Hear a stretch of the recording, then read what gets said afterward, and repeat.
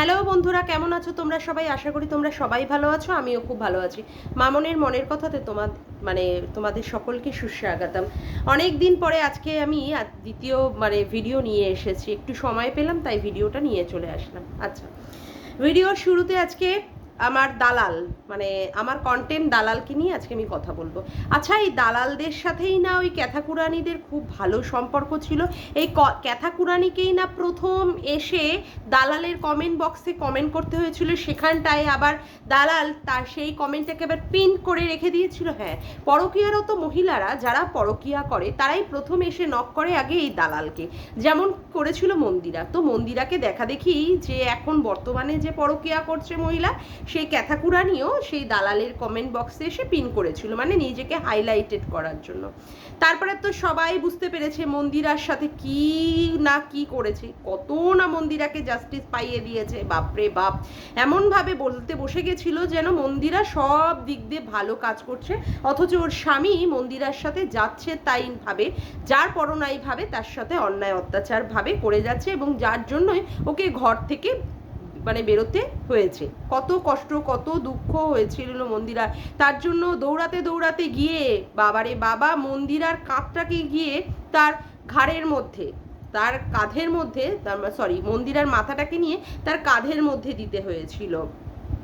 এমনকি ওই প্ল্যাটফর্মে তাকে পড়েও যেতে হয়েছিল, দৌড়াচ্ছে এমনভাবে। আর ওই তো মরা শুটকি মার্কা হাড়, সেই হাড়ে আর কি জোর আছে।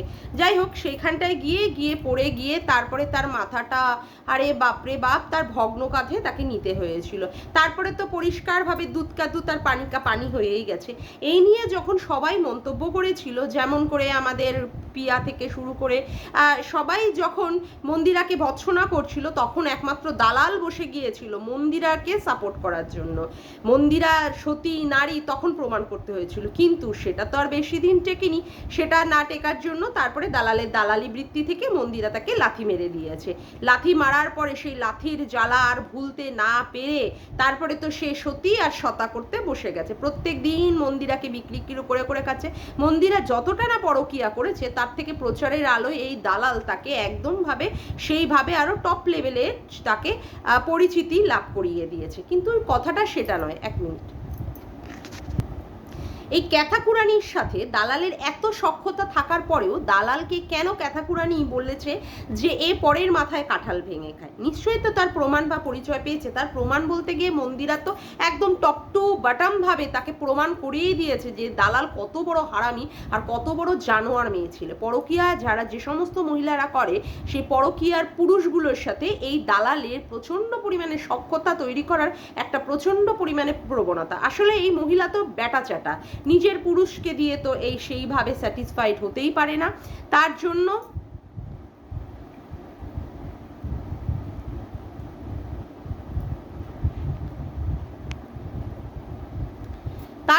একে কি করতে হয়েছে, তার জন্য একে বারংবার মানে যে সমস্ত পরপুরুষদের সাথে পরকীয়া করেছে মহিলারা, তাদের সাথে এ কি করেছে, বারংবার সেখানে সখ্যতা তৈরি করতে গেছে, এবং সেইগুলোকেই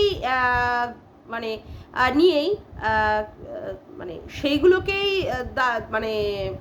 যে সমস্ত মহিলারা বুঝতে পেরেছে, যেমন মন্দিরা বুঝতে পেরেছিল, তখন মন্দিরা সেই ব্যাপারটাও অবগত হয়েছিল।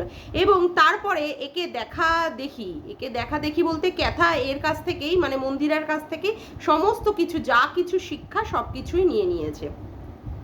নেওয়ার পরেও তারপরে সে কি বুঝতে পেরেছে, যে ল্যাটার সাথে সখ্যতা প্রচণ্ড পরিমাণে দালাল তৈরি করতে গিয়েছিল, এবং যে ব্যাপারে প্রমোট করার জন্য দালালের কমেন্ট বক্সে গিয়ে ক্যাথা সেখানটা পিন করে দিয়েছে, সেটা তো দালাল চেষ্টা করছিল, কিন্তু সেইভাবে ভালোভাবেও সে দালালি করতে পারেনি। বরঞ্চ আরও ইন্টারনাল খবরাখবর যেইগুলো পর্যন্ত দালাল ক্যাথা চায়নি যে দালাল প্রমোট করুক, দালাল সেইগুলোকেই অবলীলাক্রমে সেইগুলোকে প্রমোট করেছে, যার জন্য ক্যাথাকুরানি বীতশ্রদ্ধ হয়ে দালালকে বলতে বসেছে যে দালাল হচ্ছে পরের মাথায় কাঁঠাল ভেঙে খায়। যেমন কি হয়েছে, দালাল ওই কি বলে, ক্যাথাকুরানিকে যে ওর দাদা গায়ে হাত দিয়েছিল, অর্থাৎ মেরেছিল, ধরেছিল, সেইগুলো কিন্তু আমরা কোনো জায়গায় ভিডিওতে দেখিনি। একমাত্র দালালের সাথে সখ্যতা থাকার জন্য দালালই একমাত্র এই ইন্টারনাল খবরটা আমাদের কাছে নিয়ে এসেছিল।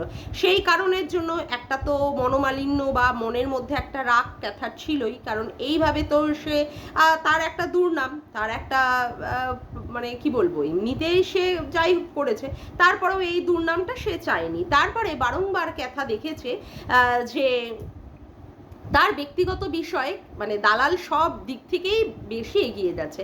আসলে ইন্টারনালভাবে ওদের সাথে ফোনাফুনিটা প্রচণ্ড পরিমাণেই চলতো, যেমন করে মন্দিরার সাথে চলেছিল। এবং মন্দিরার সাথে চলার পরে মন্দিরাকে যেভাবে দালাল এক্সপোজ করেছে, অর্থাৎ মানে নোংরাভাবে দালাল প্রত্যেক দিন মন্দিরাকে ঠুকরে ঠুকরে খেয়েছে, সেটা ক্যাথাকুরানি কিন্তু সেটা পছন্দ করেনি। তার জন্য কিন্তু ক্যাথাকুরানি একদমই ছাটিয়ে দিয়েছে। আর তারপরে হচ্ছে ল্যাটার সাথে তার সখ্যতা। ল্যাটাকে তো প্রমোট করেছিল একমাত্র এই দালাল, তার ফোন থেকে। যখন মানে ল্যাটা মার খেয়েছিল তখনও পর্যন্ত ফোন করে তার খবরাখবর নিতে হয়েছে, তুমি মার খেয়েছো কি না, সঠিকভাবে সঠিক জায়গা তোমার গায়ে হাতটা লেগেছে কি না, তুমি মানে মানে কি বলবো, মার খেয়ে কাত হয়ে রয়েছো না চিত হয়ে শুয়েছো না পদ উল্টে মরে রয়েছো, এইগুলো দালালকেই প্রমোট করে বোঝাতে হয়েছে আমাদের কাছে যে মানে ল্যাটা কতটা কি মার খেয়েছে কি মার খায়নি। সেখানেও মানুষ বুঝতে পেরেছে যে ওর মধ্যে একটা কামুকতা রয়েছে। যেইভাবে অঙ্গভঙ্গি করে, আসলে এই মহিলাটা হচ্ছে পরপুরুষের চাটা, মানে ভাই ডেকেও তার সাথে ডার্লিং মারাতে পারে, আবার বন্ধুর মানে বান্ধবীর ছেলেকেও মিস ইউ করতে পারে।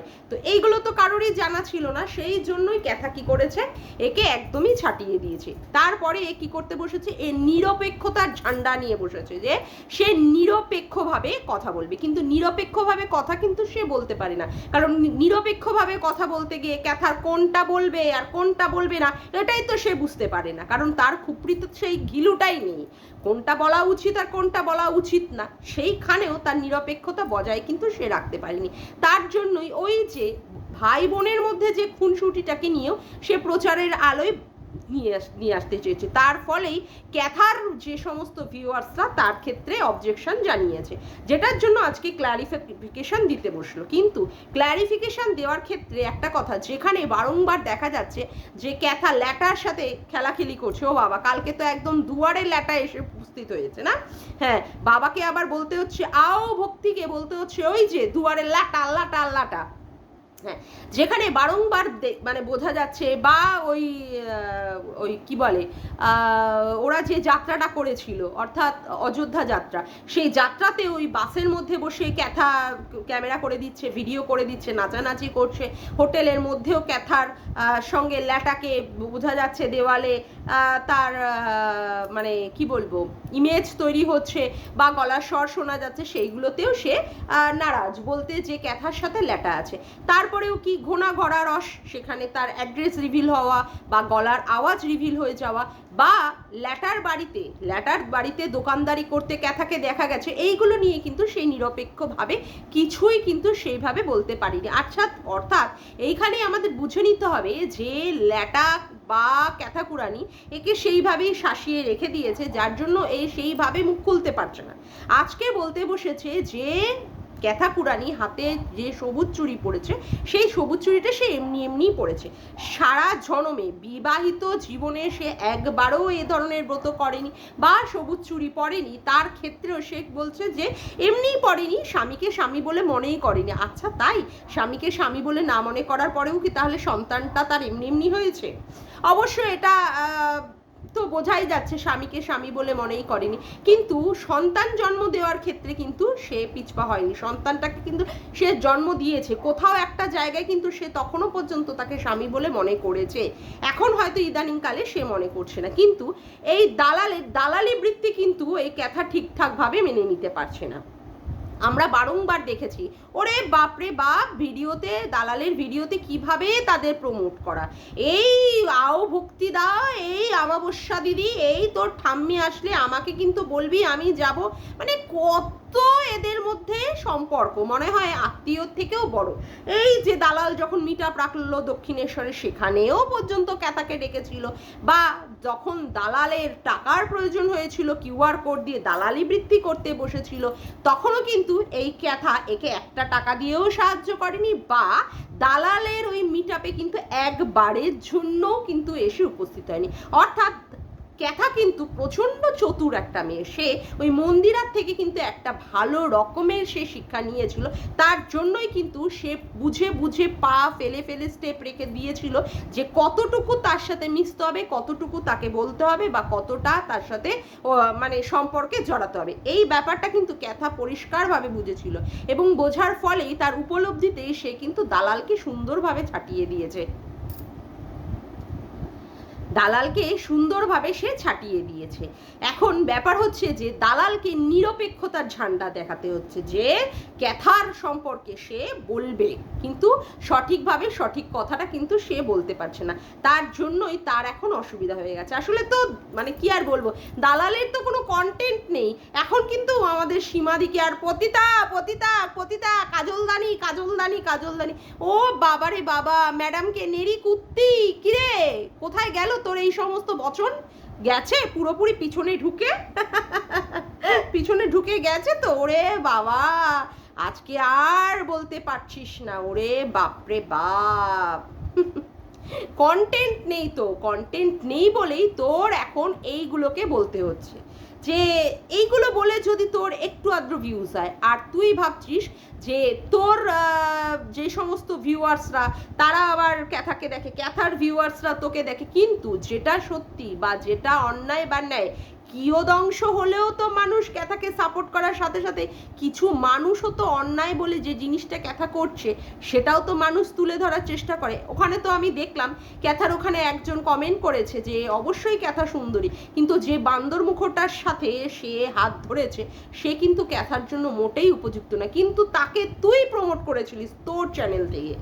আজকে মন্দিরা 10 বছরের একটা ছোট ছেলের সাথে প্রেম করেছিল, সেখানটায় তুই তাকে সাপোর্ট করেছিস। পরবর্তীকালে তুই বুঝিয়েছিস না, তুই এমন বলতেই চাসনি, তুই একজনের সাথে থাকার কথা বলেছিস, কিন্তু তোর এই একজনের সাথে থাকার কথাটাই বা প্রশ্নটা আসবে কেন? যে নারী, যে মেয়েটি প্রেম করে বিয়ে করেছে, 12টা বছর তার সংসার হয়ে গেছে, সে কেন একটা পরপুরুষের দিকে আকৃষ্ট হবে, বা কেন একটা পরপুরুষের সাথে সে সংসার করবে? এই বলার সৎ সাহসটাই তোর ছিল না।